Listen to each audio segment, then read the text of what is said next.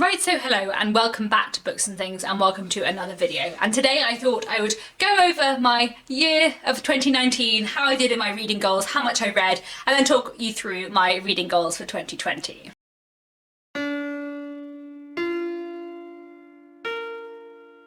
First off, we'll have some statistics, because we all like statistics here on BookTube. So over the year of 2019, I read 194 books, which is a lot. So Goodreads, those of you who follow me on Goodreads, says that I read 155 books. However, I also read a lot of unpublished books for work that I can't mark on Goodreads because I work at a publishing house, so I've actually read 194. So of the books that I have read, 68 of them were books that I read for work, whether published or unpublished when I read them and now published later on in the year. 65 books were contemporary books that were not for work, which includes 56 novels, 5 collections of short stories, 2 non-fiction books and 2 poetry books. And then 61 of the books I read this year were classics, and that includes 32 Victorian books and 29 non-Victorian books. And out of the 61 classics, 50 of them were novels, 7 of them were short story collections, 3 of them were plays, and 1 of them was a non-fiction book. So those are the books that I read this year. In terms of format, which is something else I find quite interesting, 77 of the books I read this year were physical books that I owned.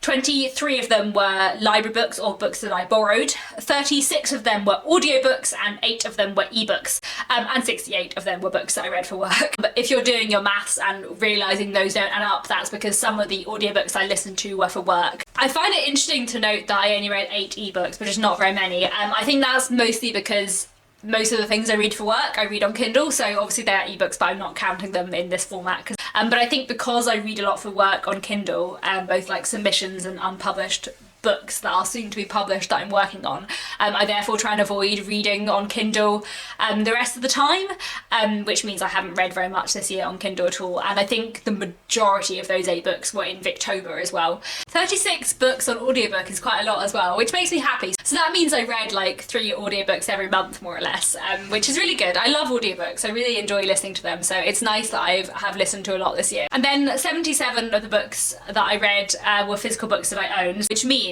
like out of the books I read that weren't for work, like 61% of them were books that I owned physical copies of, which I'm pleased with because early on in the year it was hardly any at all. Like I think in like January and February I read like 3 books that I owned physical copies of and that was all. But I was doing better later on in the year, so I'm trying to like get my TBR slowly down, but I don't necessarily want it to get down tons. It's more that I don't want my TBR to like grow and become unmanageable. I have 2 other statistics for you, just because we all love a good statistic. 14 of the books I read this year were rereads, and 11 of the books I read this year were books in translation. 8 of those 11 were translated from Japanese because I really love Japanese fiction, but there were a couple of other ones in there as well. So I feel like 2019 was a pretty good reading year. I read some amazing books and I read a lot of books, more books than I've ever read in a year. But 194 is definitely my record by quite a long way. I think the most I've ever read in a year before was like 153 books. So I don't know what happened this year. Well, I spent the whole year working in a fiction publishing house, which I hadn't done before for a full year. That's probably what happened this year. I read a lot for work, obviously, but also I just had a really good reading year and I read some amazing things, so that's exciting. Anyway, let's look back on my 2019 reading goals. I will link my original reading goals video last year down below, and I'll also link down below the like quarterly reading goals catch-up videos I've been making, which I've been really enjoying doing. So at the beginning of 2019 I set my Goodreads challenge for the year as 80 books, and then I upped it to 100 later on in the year. I obviously definitely completed that because I read 155 books according to Goodreads and 194 myself, so definitely did fine on that. One of my main reading projects for 2019 was my Trollope project, where I tried to read a novel by the author Anthony Trollope every month for the whole year. I love Anthony Trollope, he's one of my favourite Victorian writers, and I did indeed read 12 books by Anthony Trollope this year. I didn't read one a month, I read one a month every month apart from July, where I didn't read any, and December, where I read 2, so I still managed to read 12 books by Anthony Trollope over the course of the year. I'm not going to go into the books here because I'm going to make a separate video talking about my Trollope project and how I found them all. It was good, I enjoyed it very much. I've now read 23 out of Anthony Trollope's 47 novels, so I'm nearly halfway through, I'm nearly there. I'm not going to be continuing the Trollope project onto next year. while I really enjoyed reading a lot of Trollope this year, I think there were some Trollope novels that I would have enjoyed more if I had read them further apart from other Trollope novels. I'm glad I succeeded at that. That was my like main project that I wanted to focus on this year. So yeah, nearly halfway through Anthony Trollope's work. Then I was also doing the year-long Reading Through the Ages challenge, which was hosted by Mel from Mel's Bookland Adventures and Victoria from Eve's Alexandra. I'll link their channels down below. So the idea of this was to like complete a bingo card of historical fiction with various different prompts. So I didn't do too badly. I read 10 things that fitted into prompts on the bingo card for this, though I did use all my wild cards. However, I didn't get any lines diagonally or straight or otherwise, but I did really enjoy the books that I read for it, so I feel like I still succeeded in myself. But yeah, there we go. Another of my yearly projects for 2019 was a list I had created at the end of last year of authors I want to read more by. So I didn't do so well on this list. I think I intended to read like a book by 12 of these authors. And I read a book by 9 of these authors. There were a lot more than 12 on the list. So not too bad, but I didn't supremely succeed in this. It's partly because I didn't own another book by all of these authors and I didn't want to like go out and buy lots of books, especially because I'm also trying to like maximize space and not constantly buy books. So I don't think this is going to be a goal that will be continuing to next year, but I will keep the list for like a reference. Then another of my challenges, which I do each year and have been doing for ages now, is a TBR draw. So this jar is full of all the books on my physical TBR. So the jar I like update just before Christmas every year, so I don't add in books as I buy them, because the idea is that I don't want things to sit on my TBR for ages. So if I've just bought something like within the last few months, I don't need it to go in the jar, if you see what I mean. So before Christmas 2018 it was at 57, before Christmas 2019 it was at 25, and I said I wanted to get it down to 20 to 30 books in the jar, so I feel pretty pleased with that.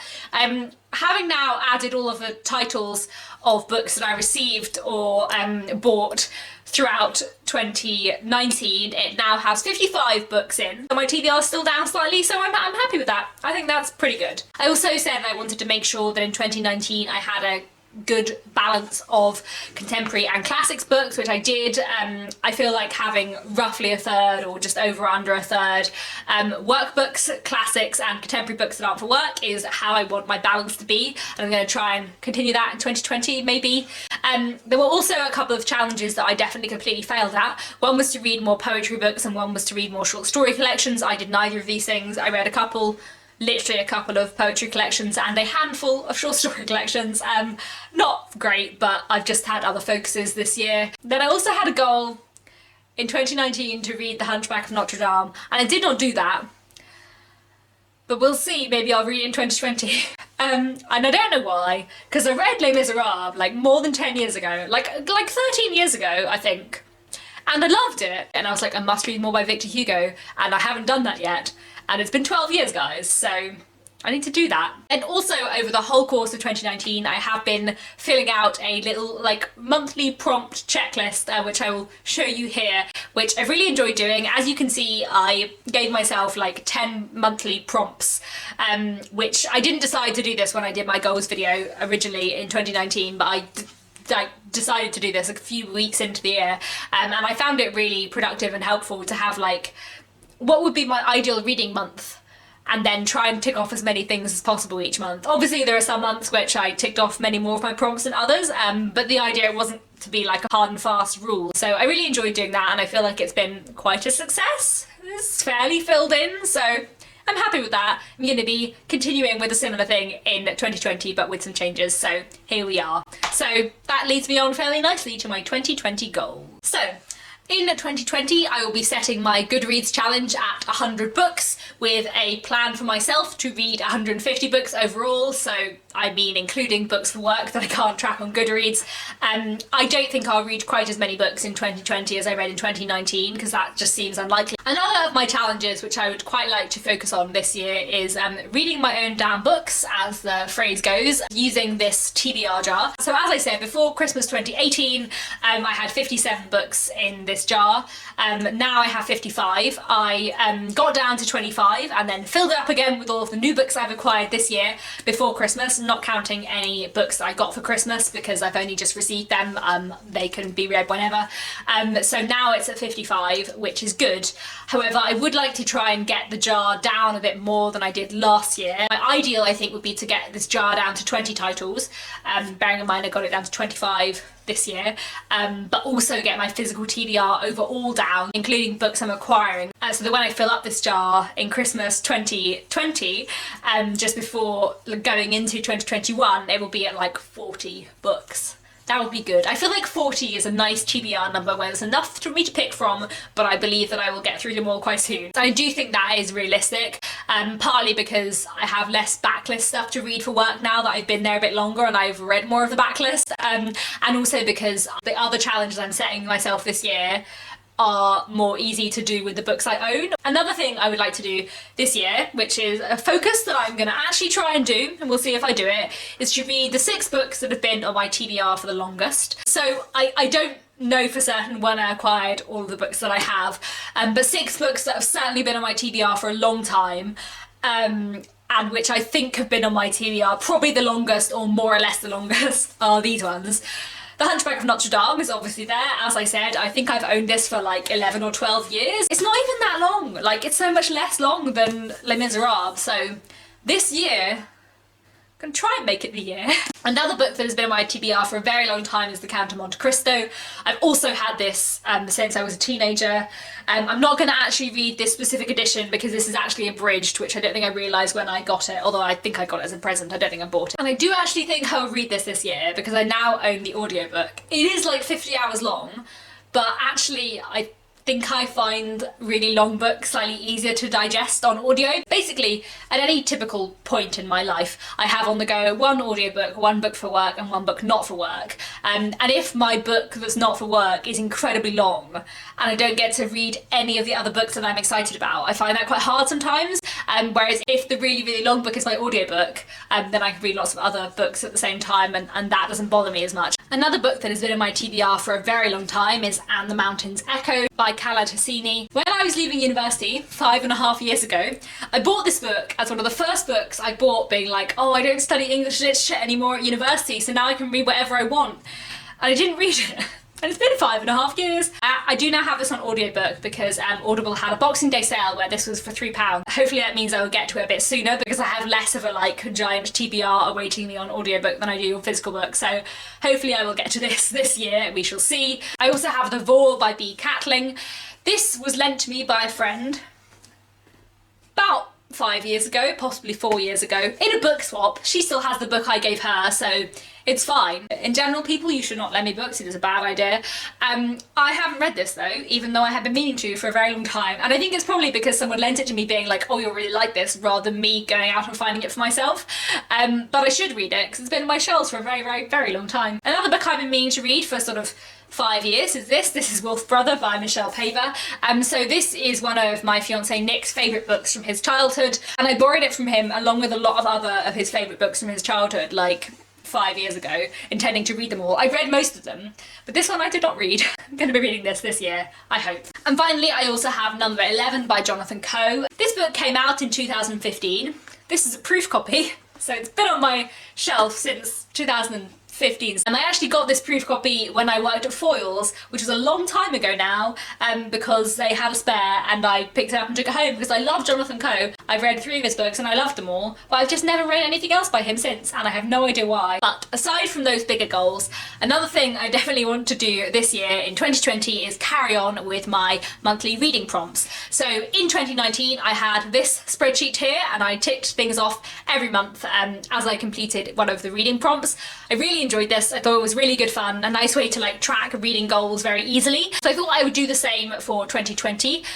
So I have carried on some of the same reading prompts and got some new ones, replaced some, made a few broader. One of the reasons why I have made these challenges broader is so that for some of them in particular I can count rereads towards them, and also so that I can count more books that I have on my shelves, so that I'm less likely to go to the library and get new things out. There are also 8 this time instead of 10, which I feel is slightly more reasonable, because I usually can read like 8 or nearly 8 books a month that aren't for work, but I don't necessarily always have the time to read 10 books that aren't for work every month, so yeah. Here is my list. The first monthly prompt is to read a Victorian classic. This is obviously very similar to my 2019 prompt of reading something from my long-term Victorian TBR. However, I've made it broader so that if I reread a Victorian book, it can count towards this, and also if I read a Victorian book that I hadn't heard of when I made that long-term TBR, I can count it, because it just seems more sensible. I would like to read a Victorian book every month because I love Victorian books a lot. My second prompt is to read a non-Victorian classic. So I've mentioned this a little bit in the last few months that I would like to read more non-Victorian classics. I have actually read quite a lot of non-Victorian classics over the last couple of years, but I would like to make it a slightly more focused challenge, and rather than it just being like, oh, I happened to read that book that was a classic that wasn't Victorian, like seek out non-Victorian classics that I want to read. And by non-Victorian classic, what I mean is a book that was not published in Britain or Ireland between 1837 and 1901, and was published before, let's say 1980, which is quite a late date for classics. Basically, the reason why 1980 is my arbitrary date for classics is because Barbara Pym's last novel was published in 1980, and I definitely think of Barbara Pym as a classic author. But Kazuo Ishiguro's first novel was published in 1982, and I definitely don't think of Kazuo Ishiguro as a classic author. Why I have picked these 2 authors to be my benchmark, I don't know, but therefore 1980 is the cutoff point for classics, apparently, in my head. One thing I also like about these 2 top prompts for 2020, to read a Victorian classic and a non-Victorian classic every month, is that it fits quite nicely in with Lucy the Reader's Classics Community challenge that she's running for the whole year. I'll link down below her videos about this. I decided to do these 2 as monthly prompts for 2020 before Lucy talked about this, but it's nice that it fits in, and that hopefully there'll be more people trying to read like a classic or 2 classics a month for 2020 as well. My third monthly prompt is to read a historical fiction novel. So again, this is very similar to the Reading Through the Ages prompt that I had for 2019, but as it is much less specific and just broadly historical, there are a lot more books on my shelves that can fit this. I definitely have more than 12 historical novels that I haven't read on my shelf. When I say historical fiction novel, the definition that I'm going by is the definition that the Walter Scott Prize used, because I find it quite useful, which is a book where more than 50% of the action takes place more than 60 years before the book was published. I feel like that's a useful definition, so that's the one I'm going to use. And then my fourth monthly prompt is to read a commercial women's fiction novel every month. As I've mentioned, I work at a publishing house. I work at Bonnier Books UK on the imprints Zaffa and Manila Press, and I work across quite a range of books, but mostly including commercial women's fiction and reading group fiction, which is basically a term for the more accessible end of literary fiction, or the very upmarket end of commercial fiction. And reading group fiction is definitely the thing I read the most of. I read tons of reading group fiction. I know that area of the market really well. I feel very comfortable and confident in that area of the market. The more commercial end of women's fiction or female-led fiction, which is a term I prefer but is used much less, but we are trying to bring more into focus.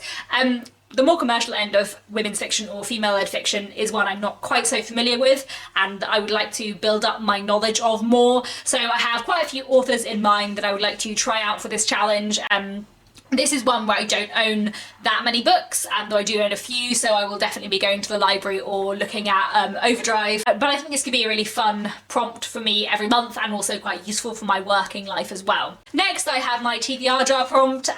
Last year I said I was going to read 2 things out of it every month and didn't, so this year I'm just going to say I'm going to read 1 thing a month. But because this is most of the books that I physically own, I'm definitely going to read more than 12 books a year, but I only want 1 book a month to be dictated by this. If I'm having a really good reading month, I might pick out another one and see, but basically every month I will pick out a random slip of paper from this and I will read it. The next monthly prompt is to do a buddy read or a read along.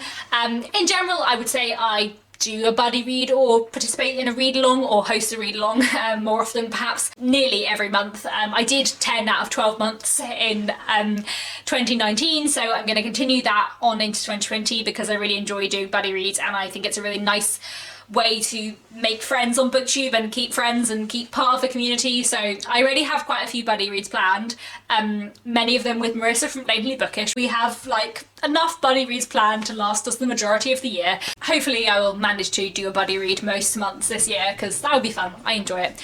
I also have the prompt of reading a review copy every month. Obviously I don't necessarily receive a review copy from publishers every month, but I do have a bit of a backlog and I would like to catch up on that backlog and making sure that I'm reading bound proofs that I'm sent regularly, because I work in publishing, we send out proofs, I know that proofs are limited. Like, I really appreciate the fact that publishers send me review copies, and I want to be reading the review copies that are sent to me because I feel like that's fair and nice, especially if I've asked for them myself rather than people reaching out to me. So I just want to make sure I keep on top of that and give it to myself as a monthly prompt. And finally, I have a free choice because every month I'm sure I will read something that doesn't fit into any of these and I would like to take it off.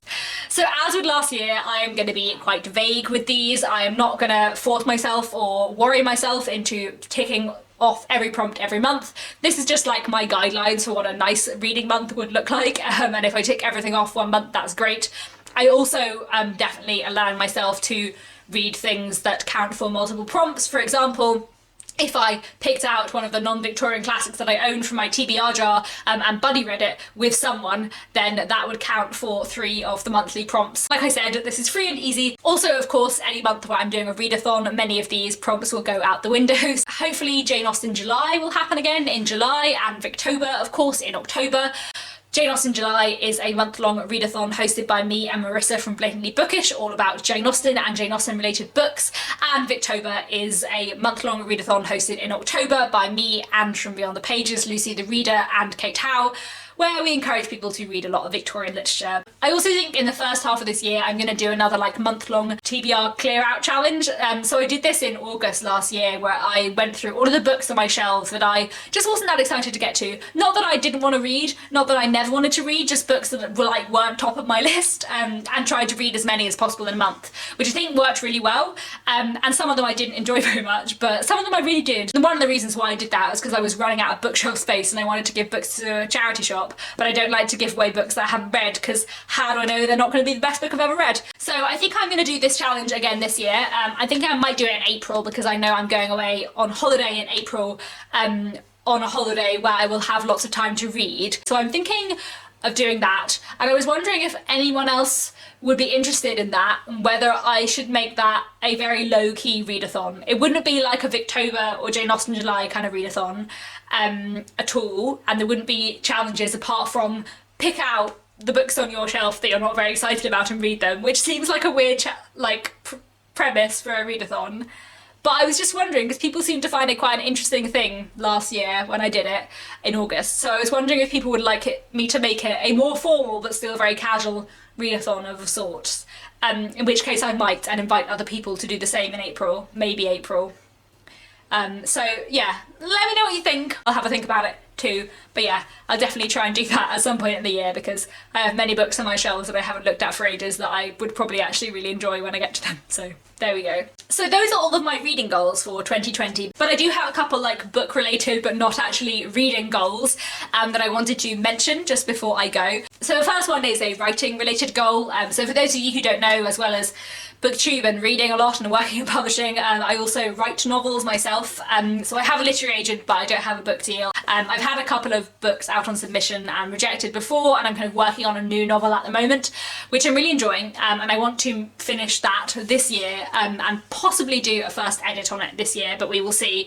I think I could definitely finish it this year, but I'm also trying to like write slowly, because I know I have a bad habit of like writing really fast, being a bit too rushed about it, so I'm trying to like slow down on this one, but I'm also really enjoying it, and I'd also like to finish it this year. So that is a plan for 2020. I would like to finish off the novel I'm working on. Another goal I have for the year is to grow my Bookstagram channel.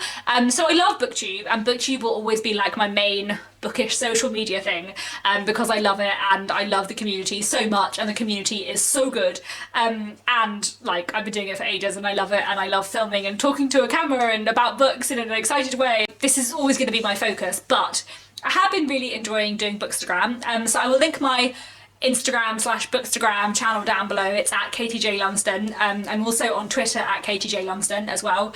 And I've been using Bookstagram a lot more this year. I've been following a lot more people. I've been enjoying looking at other people's bookish pictures and posting a lot more myself, and really enjoying that. So I would like to try and grow that a bit more and put a bit more effort into Bookstagram in 2020. And then a booktube goal for 2020 is not actually one to do with my channel, which I'm sure there will be things that will happen and there will be things that will change and there will be readathons and read-alongs and all of that stuff. I have plenty of things planned, but one thing I would really like to change about booktube, about my like interaction with booktube, is that I want to get on top of watching booktube videos, because my watch later playlist is currently at 250 videos. I'm still watching people's Victober wrap-ups and it is the second week of January. I am so behind, and I need to get control of booktube again, because I love booktube, I love watching booktube, but I just always feel like I'm really behind. So I think I need to like give myself time to watch booktube more rather than just like fitting booktube in. I also think in the last few months of 2019 I really prioritised listening to audiobooks over listening to booktube, so I'm gonna try and get on top of booktube and watch it more regularly, more consistently, not always prioritise listening to audiobooks over watching booktube, because, you know, I read a lot of books. I don't necessarily need to read like a few more when I could like get more back into booktube. I can still watch a lot of booktube videos and still subscribe to a lot of people, but sometimes I feel like I spend more time scrolling through my subscription feed and adding things to my watch later playlist than I actually do watching videos. So I'm gonna try and get on top of that in 2020 and we will see how that goes. But yeah, that is all that I have to say for now. That's how my 2019 went in terms of reading, and that's how I hope my 2020 will go. So yeah, please let me know down in the comments how your reading goals went in 2019 and what your plans are for 2020. And I'll be back very soon with another bookish video.